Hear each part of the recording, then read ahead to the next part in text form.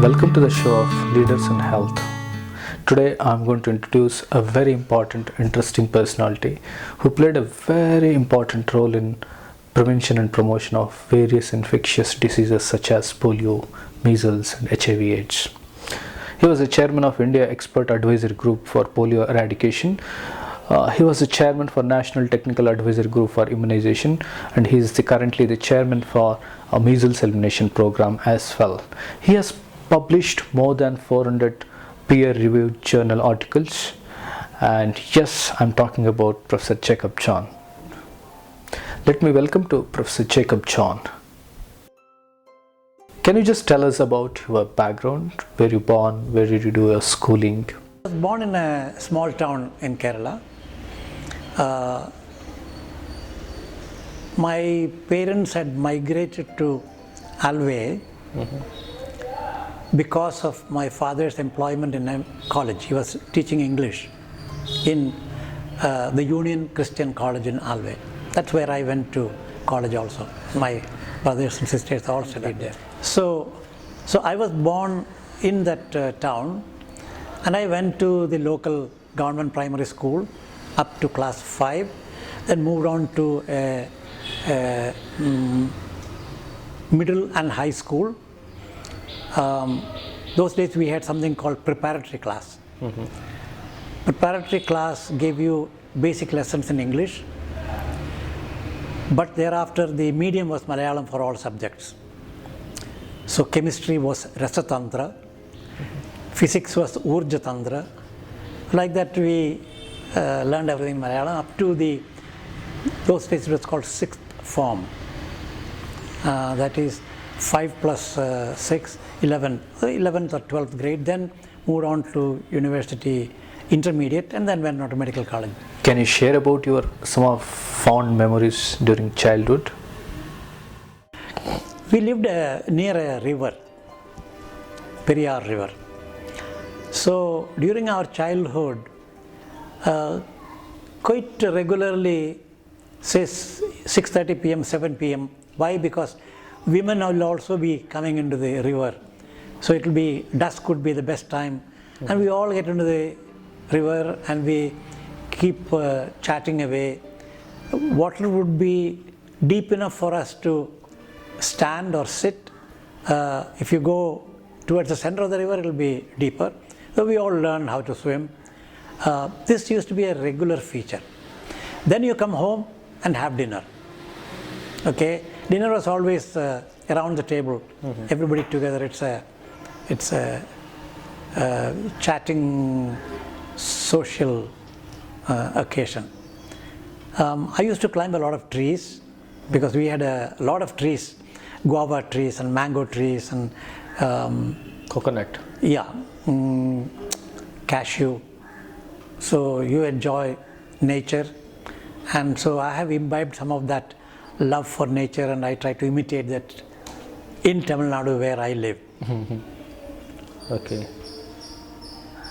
So who played an important role in you to study well during the school days? I was good in studies, but not very good in games. I've tried my hand at volleyball and badminton, a little bit of cricket, but I've never done well, school days or college days. But in school days we had every week 1 hour set apart for physical training. So good exercise. And my home was about 1.5 miles away from the school. And every day we walked to the school and back. We would carry our packed lunches and eat in the school. So, you can imagine you form a group and we walk towards the school. Again form a group and we walk back to school having a lot of fun. Very quiet, small town atmosphere. The first time I saw ice was when we had to cross a railway track. And I think I was about 10 years of age when from the train, I think it was army contingent, through ice out. Maybe they had ice for keeping their drinks cool. So that's the first time I saw ice. The first time I had an ice cream, I probably was 12 years of age. Okay. So ice and ice cream, refrigerators and all were not at all known around there those days. On our street, our house is the first one who got electric connection, because street lights could be established only if there was a street line.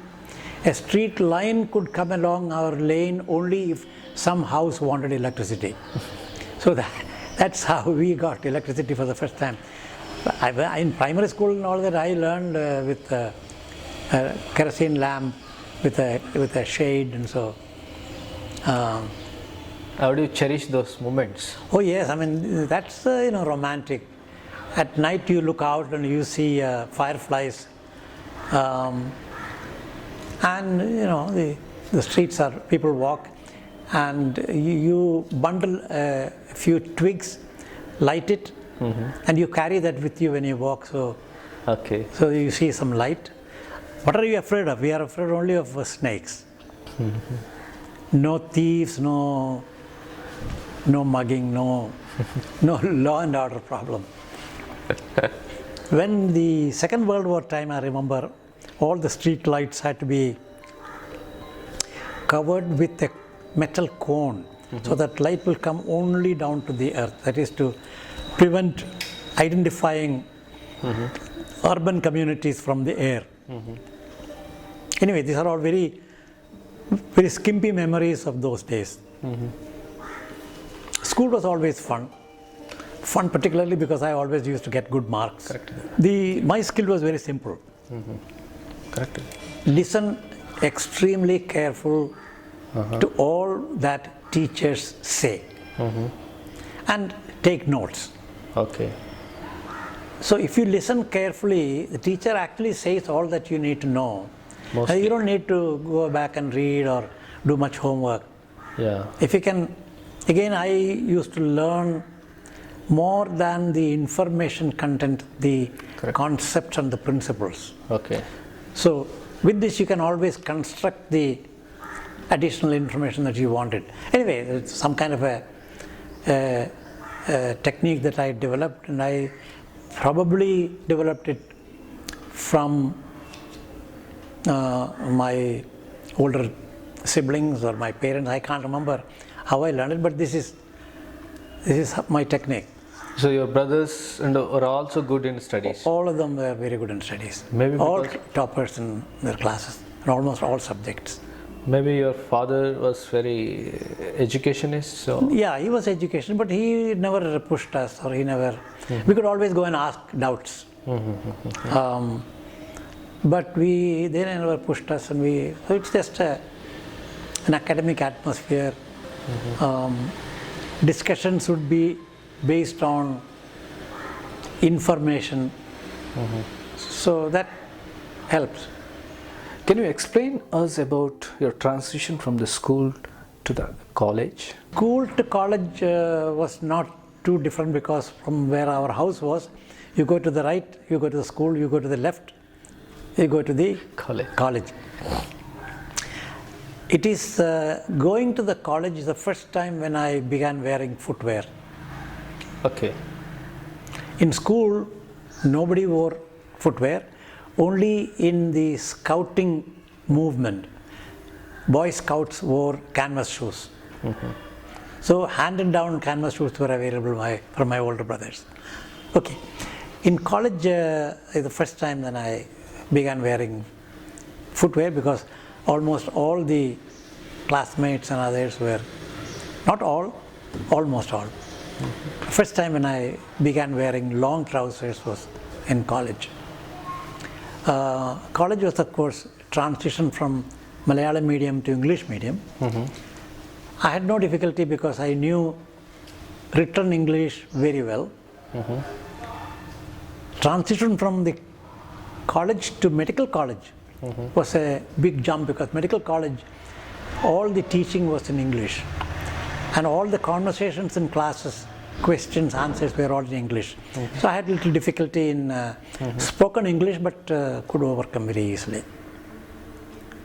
Anyway, all the teachers were also Malayalis, so we could always talk in Malayalam also. But the formal language was English in medical college. Who played an instrumental role in to join the medical college and to study the medical sciences? I had kind of a dream to become a doctor from the time I was maybe 10, 11, 12 years of age. Those were the post or the independence struggle, post-independence. We were all in the street shouting Bharat Mata Ki Jai, Inkulab, Zindabad and all that, without too many strikes in the school. So in that period, learning Hindi was kind of a patriotic, symbolic act. A lot of children would go and take Hindi tuition from a Hindi master. No Hindi in the school. Hindi came later, but not when I was that young. So I did a Prathamik exam. I was first in Kerala state for Prathamik exam. I did not pursue that because other studies had to be given priority. But my Hindi teacher was a very lean and lanky person. And my oldest brother, who was prone to pulling legs of younger brothers and being, what can I say, sarcastic or he used to frighten me saying that Hindi teacher has tuberculosis and that I am sure to get tuberculosis when I grow up. So I used to think about it at night, worry about it, and TB, of course, those days meant death. TB was a death sentence. I'm talking about 1940s. The first anti-TB drugs were developed only in mid-40s, became popular only in mid-50s. So tuberculosis meant you go to a tuberculosis sanatorium and you wither away. So then I thought about this and I made a decision that I will become a doctor. So I will know all about tuberculosis. Then I can treat myself better. Of course, I don't know anything about TB drugs and all as a young child. But that was what sort of gave me a line of thinking. Thereafter, I have never changed my mind. You just continued and then joined medical college. In Trivandrum?